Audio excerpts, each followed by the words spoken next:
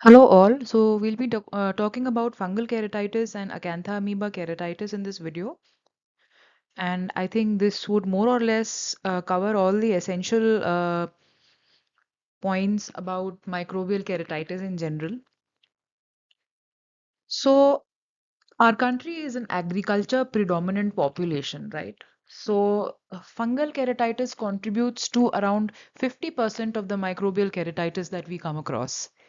The remaining 50% can be caused by bacteria, viruses, and protozoa. Unlike in Western countries where bacteria are the most common cause of microbial keratitis, we have fungi as the most common cause of microbial keratitis. So what are fungi? These are multicellular microorganisms with rigid cell walls and a distinct nucleus surrounded by a cell membrane. They may be saprophytic, free-living, or pathological and causing human disease. Broadly, they can be classified. Now, this particular classification is for our academic interest, and this is also for writing your answers. And this is important because we are only talking about the fungi that cause keratitis here, right? So, for convenience, also, this classification should be remembered. So, this is the classification of the fungi causing keratitis, which you need to write in your answers as well. So fungi causing keratitis are broadly categorized into filamentous and yeast. Yeast, the only disease causing yeast is Candida, and most Candida infections are seen in temperate climates. Among filamentous fungi, which are more common in tropical countries, we have two types, septate and non-septate, because of the structure of the filament or the hyphae. If they are septate or they are non-septate. The non-septate ones include rhizopus and mucor, and the septate fungi are again further subdivided into pigmented and non-pigmented. Pigmented are also known as dematiaceous. Why are they called pigmented? Because they produce pigmented colonies when cultured. Okay, and they include Carvularia and Cladosporium. Remember, I have mostly mentioned the disease causing fungi here. Okay, this is not the entire classification of fungi. This is only the classification of the disease causing fungi, or more specifically keratitis causing fungi. So pigmented are these two, and non-pigmented Fusarium, Aspergillus, Penicillium, and Acremonium. We are going to talk about Fusarium and Aspergillus today. Rather, we are talking about fungal keratitis in general, with some salient features of Fusarium and Aspergillus, which are the most common causes of microbial keratitis in India. There has been a study which shows that Aspergillus is more common in northern India and Fusarium is more common in South India. Candida, on the other hand, is usually seen in temperate climate. Now, risk factors. Trauma with vegetative matter is the most important risk factor. Vegetative matter or organic matter can include plant, hay, crop. We have patients coming saying they got injury to the cornea by a particle of hay during the harvest season. So this type of history is very, very typical. So filamentary keratitis is the type of keratitis that is seen in trauma with vegetative matter. Apart from plant, hay, crop, even gardening and agricultural tools which are contaminated with organic matter can cause keratitis, and of course, animal tail, very common in our country. Topical steroids, anything, any condition requiring long-term use of topical steroids, for example, all of these can be a risk factor for fungal keratitis. Contact lens wear, why? Because contact lens wear causes epithelial microtrauma. Systemic immunocompression, diabetes mellitus. So that's some of the risk factors. Pathogenesis, the pathogenesis of fungal keratitis is slightly different from that of bacterial and viral keratitis. We will see how. So fungi enter into the stroma through a defect in the epithelial barrier, just like other microorganisms. They elicit tissue necrosis and inflammatory reaction in the stroma, again, just like other microbes. What is different is fungi can penetrate deep into the stroma and even an intact descemet membrane. Another point of difference is the course is indolent but aggressive. Now, why is it that Fungi can penetrate intact desmate membrane, whereas other organisms cannot, because fungi have something known as hyphae. These hyphae are large enough to preclude ingestion by neutrophils. Whenever there is an inflammation, there is influx of inflammatory cells, mostly the polymorphonuclear cells, that is the neutrophils, which phagocytose whatever offending agent or microorganism is there, thereby eliminating it, and gradually the inflammation subsides. That's how the body deals with inflammation or infection, right? Now, the fungal hyphae are large enough to preclude. Basically, the neutrophils cannot destroy these fungal hyphae completely. There are these long filaments which neutrophils cannot destroy completely. But in the attempt to destroy the hyphae, they release reactive oxygen species and lysosomes, all of which cause corneal stromal damage. So that is what I have summarized in the flowchart here. Attempts at phagocytosis, extracellular release of lysosomes, reactive oxygen species, inflammatory cascade begins, which in turn activates collagenases and proteases, which destroy the stromal collagen and proteins, leading to stromal necrosis, right? So you see that the pathogenesis is the same as any other corneal ulcer, with the difference being that these hyphae can penetrate intact desmate membrane. In cases of fungal keratitis, remember the signs are always more than symptoms, unlike other causes of microbial keratitis. Now, you have to remember all these 5 points, which are very, very characteristic of fungal corneal ulcer or fungal keratitis. So, it's a dry looking ulcer. The tear film overlying the ulcer is the luster because of the tear film is usually absent over this particular area. So dry looking ulcer with an immobile hypopion. Why immobile? Because the hyphae can penetrate the intact desmate membrane and reach the anterior chamber. They can be present in the hypopion also. Now because the pus and all that inflammatory exudate is enmeshed in the fungal hyphae, it cannot move around when the patient changes his or her position. Hence, it's an immobile or a fixed hypopion in case of fungal keratitis, whereas mobile and sterile hypopion in case of bacterial keratitis. The infiltrate is grayish or yellowish white, and it has these feathery finger-like extensions you see here, and the overlying epithelium is intact, or rather it has healed, but the stromal necrosis is going on. There may be a sterile immune ring. You see this ring-like thing. Now this is more often a hypersensitivity response to the fungal antigen in the stroma. So this is seen in cases of fungal keratitis, sterile immune ring. Sometimes you may have an endothelial plaque. So as we know, the hyphae have penetrated the cornea. Sometimes they may manifest as a hypopion, an immobile one, or they may manifest as an endothelial plaque, okay, a plaque sticking to the back of the cornea consisting of fungal elements. Then multiple satellite lesions may be present around the ulcer. You see, this is the ulcer, okay, this is the ring surrounding it, and you look at these satellite lesions, right, which are apart from the main lesion, and there is a hypopion here. So please remember, this is a very characteristic picture of a fungal keratitis. Right, so the red arrow shows the satellite lesions, right? Some more pictures. Look at this is the ulcer, okay, grayish white, dry looking ulcer. The epithelium over it has probably, grown back. Then these are the feathery extensions from the main ulcer. And this is the non-sterile hypopion, right? Then this is a feature of fusarium keratitis. Now, fusarium is known to be much more morbid as compared to the other one, that is, I'm sorry, aspergillus, right?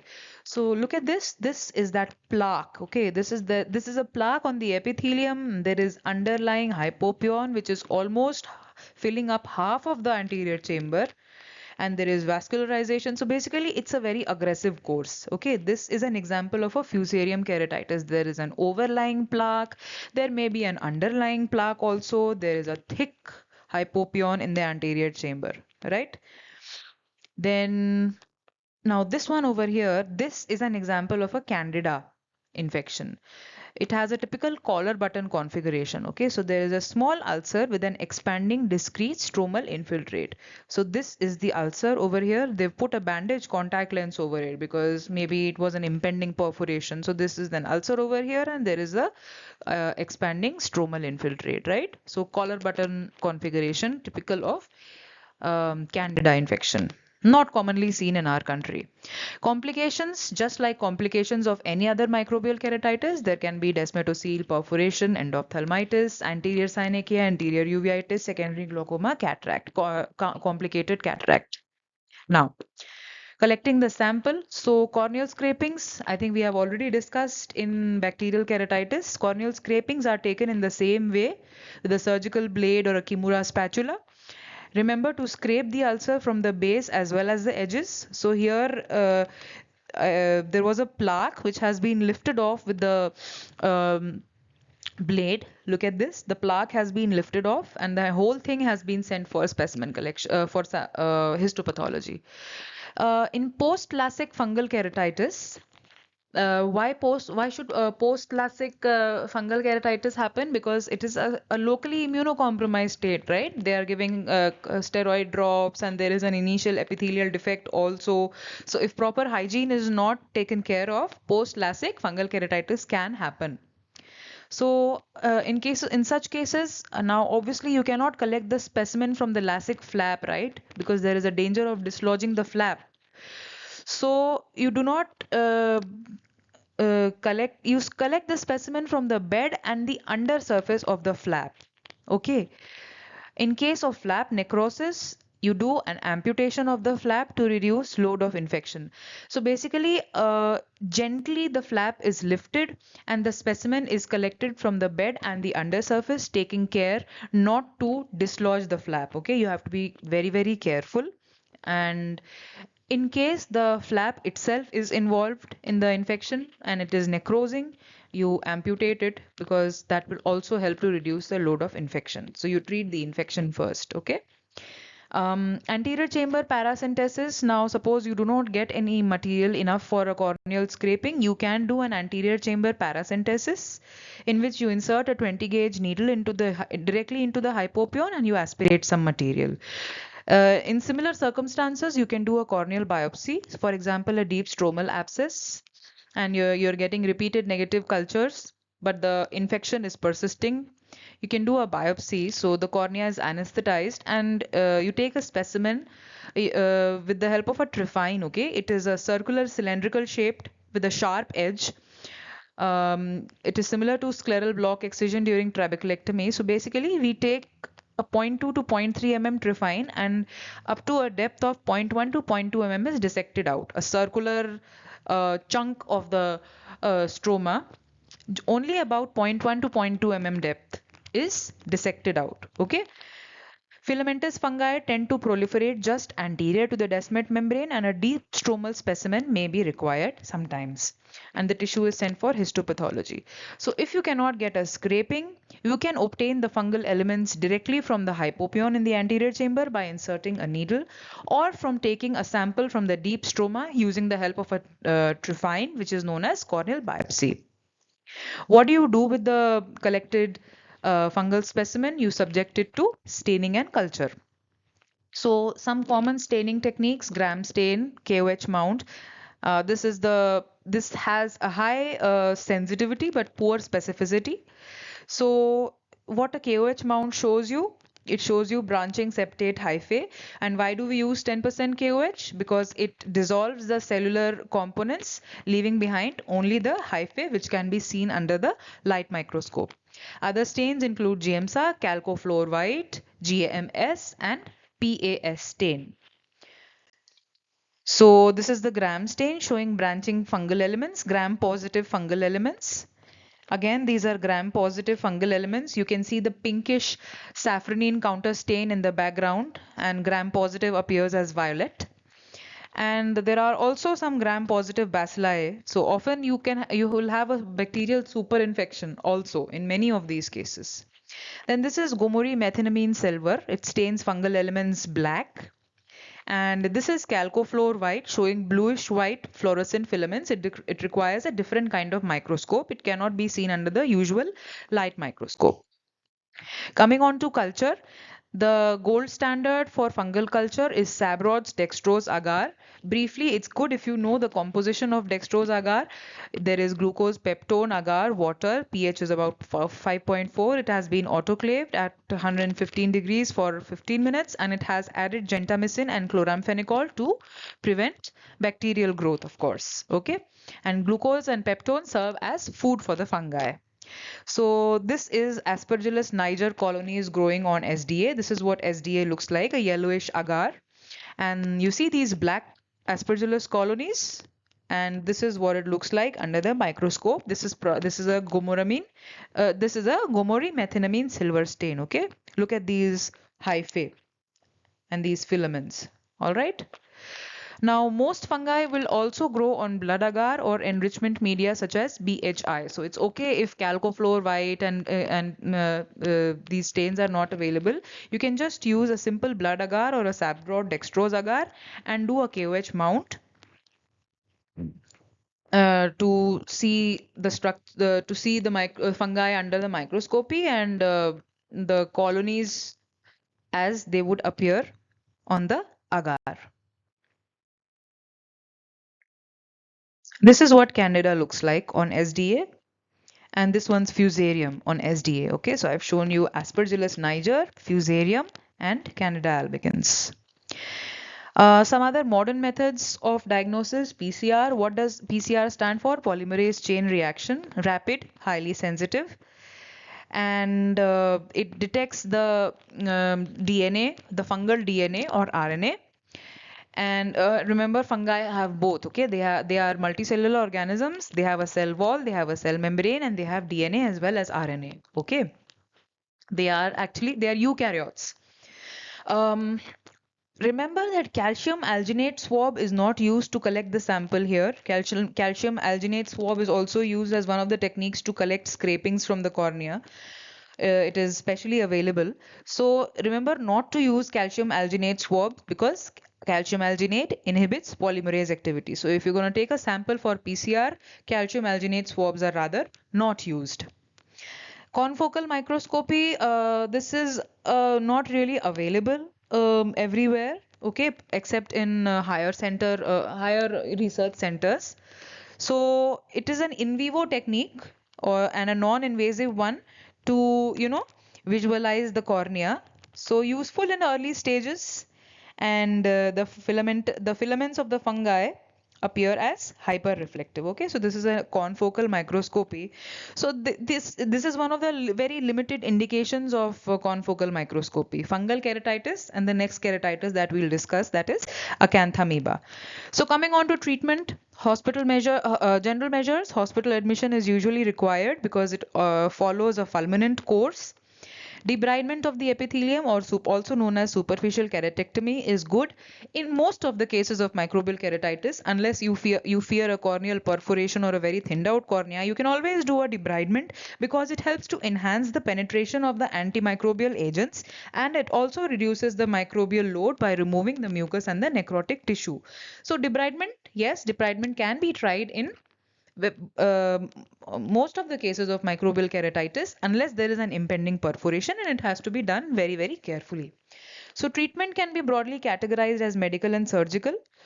Surgical treatment of most of all the microbial keratitis is more or less the same. So if it is a very dense abscess, dense stromal infiltrate which is not responding to your medical treatment, it is an indication for a therapeutic PK. Or if there is an impending perforation, it is an indication for a tectonic PK, right? So nothing much to discuss here. Let's look at the medical treatment. So there are topical, systemic, and intracameral and intrastromal routes of administering antifungal agents. Now, I have described intracameral and intrastromal here because that is all there is. So intracameral, 5 micrograms amphotericin B in 0.1 ml of 5% dextrose is given. Okay, so zero point 0.1 ml is the dose for an intracameral or injecting something into the anterior chamber. Just like you take a sample from the hypopion, right? You can, while doing the paracentesis itself, you can inject the intracameral amphotericin B, right? And intrastromal injections have also been tried. Now, these are some recent advances on giving a more localized approach to drug delivery, more close to the site of action, right? So that is why this intracameral and intrastromal. For intrastromal also we use amphotericin B injection in this dose, that is 5 to 7.5 micrograms. So you can remember 5 microgram amphotericin B dose for both the injections. Now let us talk about the topical antifungals. So of course, hourly for 48 hours, hospital admission, hourly antifungals initially for the first 48 hours and then taper according to your need. Filamentous fungi, remember, they respond better to natamycin. Natamycin belongs to the group of polyenes, okay? 5% natamycin, important to remember the concentration also here.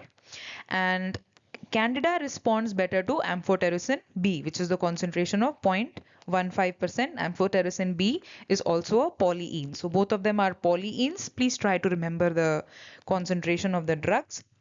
And the mechanism of action is also they mentioned here. They alter the cell membrane permeability, okay, leading to destruction of the fungal cells.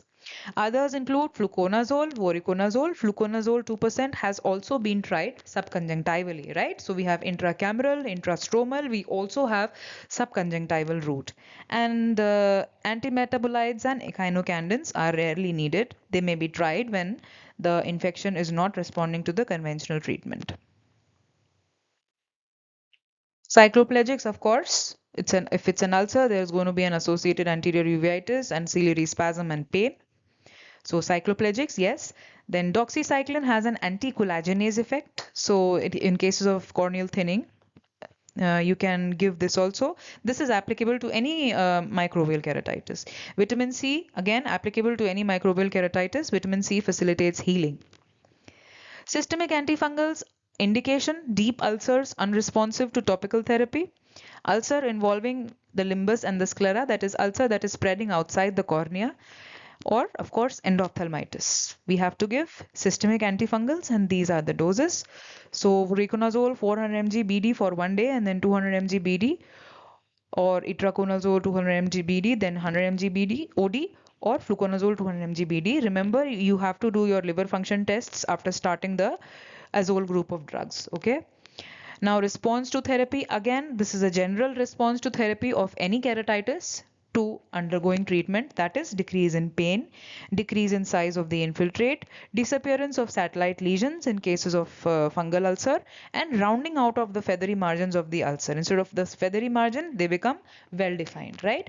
So the last 2 points are specific for fungal keratitis. Surgical treatment, therapeutic or tectonic keratoplasty, as we discussed previously.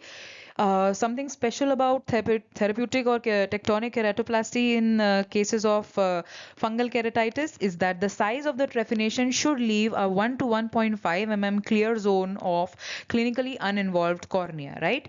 So when you trephine the patient's cornea, we're not talking about the donor cornea here, we're talking about the patient's cornea, you make sure that there is a at least 2 mm clinically uninvolved zone. That is, there is no fungal organism in a 2 mm zone surrounding the button. This is to ensure that there is no possibility of any fungal organism invading the graft. Okay, makes sense? Interrupted sutures are preferred. Of course, if there is an infection, at least sutures can be removed one by one. Proper irrigation of the anterior segment. If any intraocular structure is involved in the infection, it has to be excised. And specimens, whatever you are removing from the eye, they have to be subjected to culture and fixed section examination in order to continue the corresponding antifungal or antimicrobial drugs later on in the postoperative period. This is a new treatment, photoactivated chromophore for keratitis. As we know, corneal collagen cross-linking is the treatment modality for keratoconus to strengthen the cornea. So it is also now being tried for persistent fungal ulcers. So basically what they do is riboflavin is applied to the cornea and then it is exposed to UV light in the wavelength of about 370 nanometers.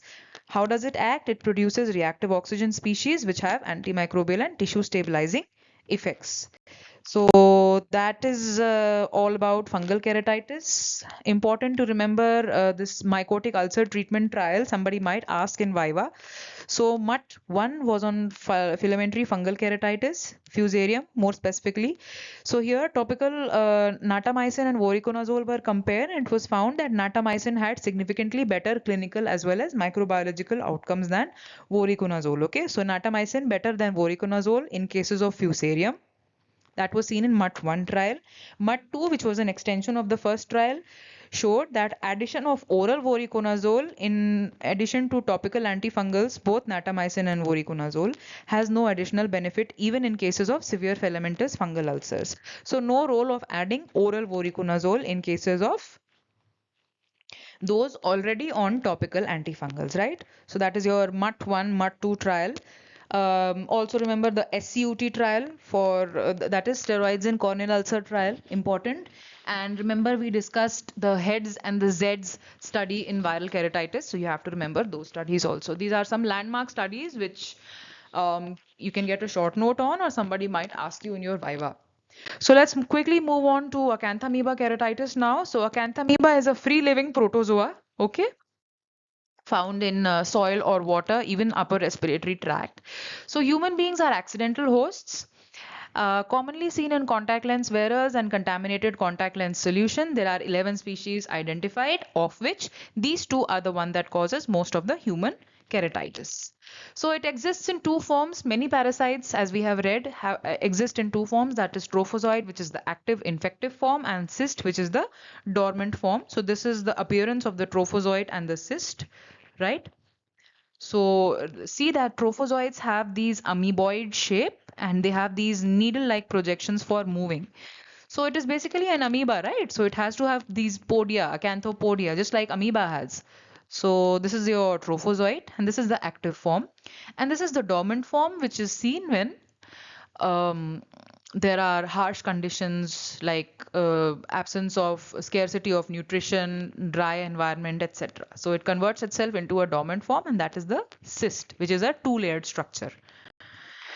So pathophysiology, the infective form is the trophozoite. Okay. Now here this diagram shows that normally it undergoes mitosis and multiplication, but under harsh conditions it undergoes cyst formation. So that's about its existence in favorable and unfavorable conditions. But both cysts and trophozoites can enter the human beings through the eye, causing keratitis, through the nasal passages and lower respiratory tract, and through ulcerated or broken skin. It can cause disseminated encephalitis, okay, amoebic encephalitis, and respiratory tract infections.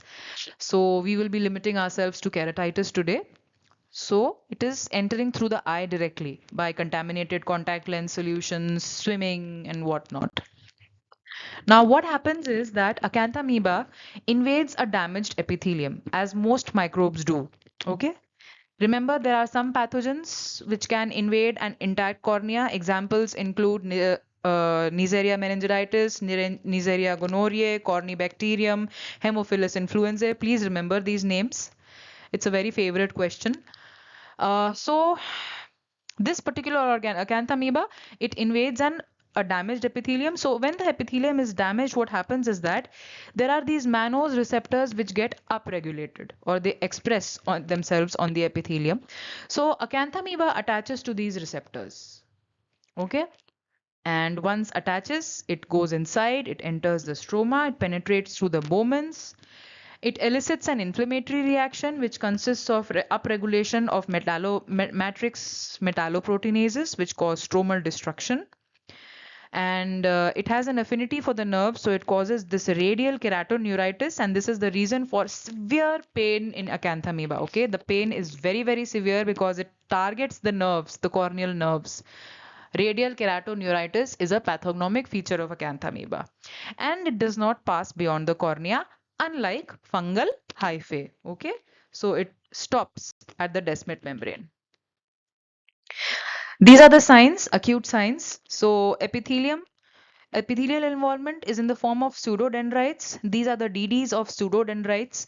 Pseudodendrites we saw in varicella zoster. Okay, why pseudo? Because they do not have terminal knobs. Contact lens induced, yes, and regrowing epithelium such as that seen post PRK or other refractive surgeries also has this pseudodendritic pattern. This is a rose Bengal stain, and this is that typical epithelial involvement. Okay, grayish linear pattern. Subepithelial involvement means this radial keratoneuritis that we saw in the previous slide, and stromal infiltrate, which looks this is a non-specific sort of finding. Okay. Now, in chronic infections, more than 1 month, you often see this ring-shaped infiltrate. Okay, this ring-shaped infiltrate has to be differentiated from fungi, meningococci, and nocardia. Okay, ring-shaped infiltrate. Sometimes that ring-shaped infiltrate develops into an abscess, and then it is very, very bad. It develops a ring abscess, and it undergoes stromal melting to give rise to a condition like this, where there is nothing left to do but a therapeutic penetrating keratoplasty. So this is in the chronic stage or more than 1 month. Sometimes it can, of course, spread beyond the cornea and involve the limbus. It can cause a limbitis. Okay, you see, this is the limbitis. It is specifically affecting the anterior stroma, which is just adjacent to the limbus. It can cause a sterile anterior uveitis and scleral thinning. Lab diagnosis, corneal scrapings are taken and sent for light microscopy. So this is what it looks like under different stains. So this is in an H&E stain. Basically, what you will see is you will see both trophozoites and cysts. Okay, so if possible, try to remember the names of these stains. And what do you see in these stains? You see the cyst. The cyst, as we know, is a double-walled structure, and you see the trophozoites. Again, trophozoites, cysts, and epithelial cells. These are the cysts mostly, and these are the epithelial cells. Then this is GMSA stain. Look at these trophozoites with finger-like extensions known as pseudopods. And this is the 10% KOH mount, and these are showing cysts. Okay, and this one is showing you a double-walled cyst structure under higher magnification. Then, so that was your different types of stains. Okay, corneal obtained from corneal scrapings. Culture, what is the culture media? Non-nutrient agar overlain with E. coli, okay, or enriched with E. coli. Why? Because E. coli is food for the acanthamoeba. So this is the surface of non-nutrient agar with tracks of trophozoites migrating on it. Okay, this is what the surface looks like. It's shown under high magnification. Other methods include PCR, which detects the RNA of the acanthamoeba. Then we have the chalcofluor white. Okay, it appears fluorescent just like fungal elements. Then periodic acid Schiff showing acanthamoeba cysts and confocal microscopy. Remember this signet ring sign. The signet ring sign seen in confocal microscopy is pathognomic of acanthamoeba. So again, confocal microscopy useful for detecting early fungal elements, also useful for detecting early acanthamoeba. Coming on to the treatment, again debridement of involved epithelium or superficial keratectomy. Now, topical amebicides. So the first line treatment consists of a dual drug therapy, that is biguanides or PHMB, 0.02% and chlorhexidine 0.02%.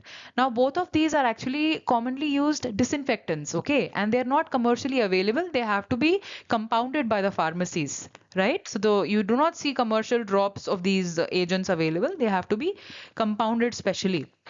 So they are given 1 hourly, as in all the cases of active keratitis. All these antimicrobial drugs have to be given hourly in the initial 48 hours at least. So a combination of these two bigonides kills both trophozoites and cysts. Okay, that is the importance. That is why this PHMB is the gold standard.